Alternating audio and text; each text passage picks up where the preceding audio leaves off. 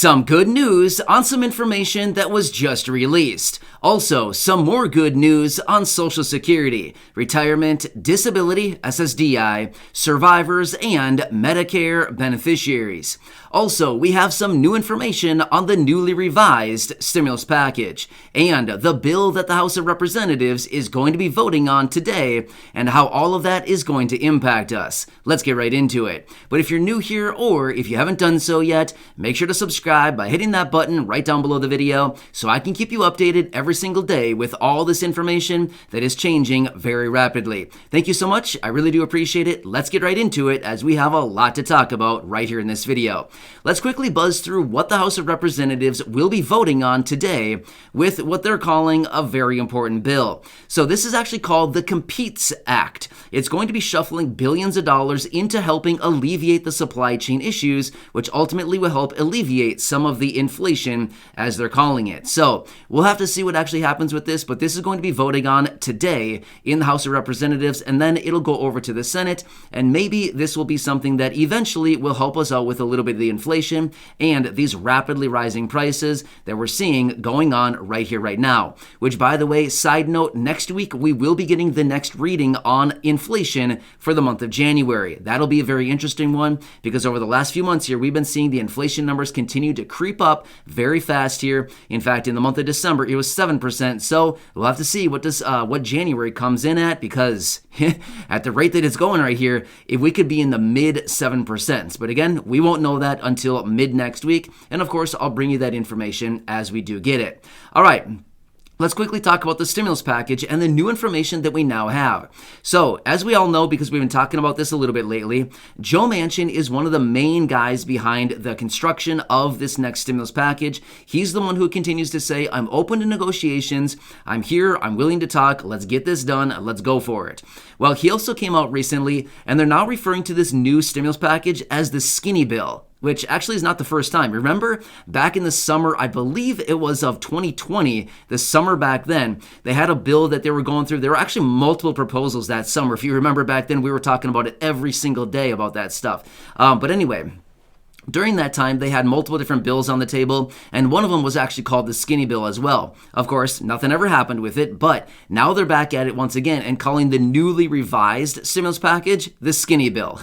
So kind of funny how that comes all around full circle once again, but just a quick side note on that one. So here's what we're learning. Joe Manchin wants to drop all of the tax cuts from back in 2017.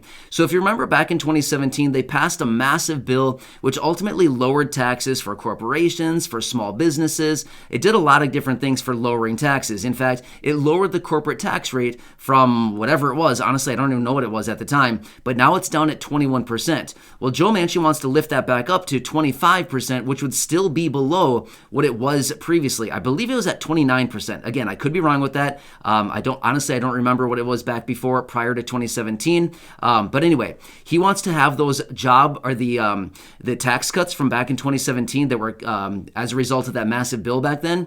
He wants that to be rolled back, and he wants the corporate tax rate to go back up to about 25%. So this is one of the major provisions that Joe Manchin wants out of this next stimulus package. And why would he want taxes to go up? Well, to help pay for the bill, right? Because as of right now, they continue to tell us that the whole bill is completely paid for by the wealthy, the super rich, all this stuff right here. We've been hearing this for a long time now. But Joe Manchin does want some of those tax cuts to be rolled back once again. And we'll see if any of this stuff actually happens with all the negotiations out of this. But this is something else that we just learned about the stimulus package. And remember, they continue to work on this thing. Well, they're continuing to work on it. I don't know about every day, but they are certainly working on it, and we're getting a little bit of updates here and there going forward. And they're still kind of trying to figure out how they're going to approach this going forward, because they do want this bill passed before the end of this month. Well, we're already a few days into the month, and it's the shortest month of the year, so here we are, and they want to get this thing done before March 1st. So, again, I'll keep you posted as we do get those details. All right. Let's talk about another good piece of information that came out early this morning, and then we can talk about Social Security, retirement, survivors, SSDI, and of course, Medicare. All right, so this morning we had the non-farm payrolls number be released. Now, this is the number that is released once per month, and it gives us a reading on the jobs market from the previous month. So in the month in question here is January. So the January jobs number came out at 467,000 new jobs were created in the month of January. Now, this is actually a much higher number than what they were actually anticipating. Analysts were actually anticipating 207,000 jobs to be created, so they beat the estimates by 260,000? Yeah, that's pretty good right there, right?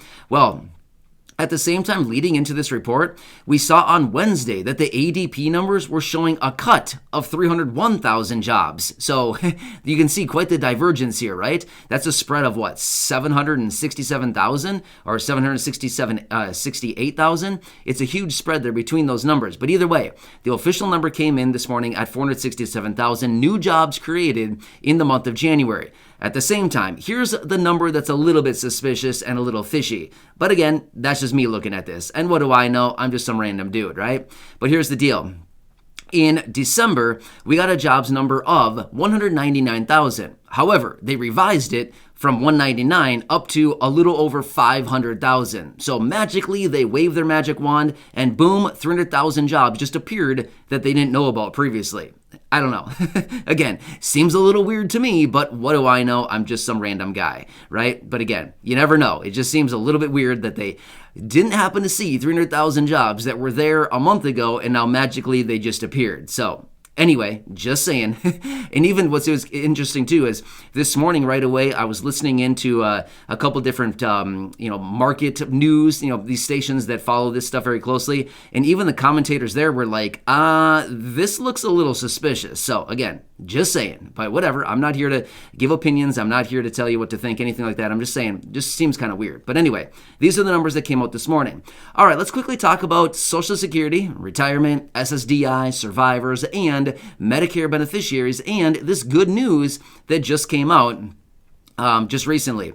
So remember about, maybe 2 weeks ago, maybe 2.5 weeks ago or so, I was out in a video and said, hey, you can start getting free at-home COVID tests and your insurance will start paying. However, look out because Medicare does not pay for them. Well, now we have confirmation out of the Centers for Medicare and Medicaid Services that they will start paying for at-home COVID tests. However, here's the catch, and pay attention to this, please, just so that you don't get caught with a bill. They're going to start paying for these in early spring. They did not give a specific date as to when they will start paying for these, but they did say in early spring they will start paying for these at-home COVID tests. Well, I looked at my calendar, and the first day of spring is March 20th. So anytime after March 20th would technically be early spring, right? But again, I would caution you this much. Don't go running out and buying at-home COVID tests. I mean, by all means, if you want to do that, feel free. You're welcome to do anything you want. I'm just saying, if you want to avoid paying for them, though, just be very careful about this, because if you buy it now and you try to be reimbursed, they're going to say, sorry, we don't have the infrastructure put in place quite yet. We cannot reimburse you. So if that is something that you want to do, you can always use the website. I've talked about it previously in a few videos. It's covidtests.gov, and you can order free COVID tests for at home, and they'll be sent right to your door. So again, covidtests.gov. You can go onto that website and you can order free COVID tests. Otherwise, I do have a phone number too. I just thought of this. If you want, you can call the 1-800 number and you can talk to somebody if you do not have access to the internet, or if it's just easier for you to call and talk to somebody, you can do that as well. I'll give you that phone number really quickly, and then we can get back into this and talk about it a little bit more. So the phone number is 1-800-232-0233. Let me say that again one more time. 1-800-232-0233. That's the number. In fact, I just called it in one of my videos the other day. We were on the video and I pulled out my phone and I called the number right there in the video. So if you happen to catch that video, that is the number I just gave you again. So 1-800-232-0233 is the number where you can call and you can talk to somebody and they can hopefully help you get those COVID tests ordered. So again, if you want, you can check that out. But otherwise, starting in early spring, again, I did not see a specific date. They did not even give a specific date, but they said in early spring. So Whether that's March 21st, whether it's April 2nd, whether it's April 15th, honestly, I don't really know what they're considering what they're considering early spring, but that's all they said to us right now. As we get closer to that date, because that's out, what is that, 5-6 weeks from now, that's out from us. So as soon as we get closer to that date, I'm guessing they'll give us a more specific answer on that. And of course, I can report that to you, but that's kind of good because a lot of people are getting pushback saying, what about us?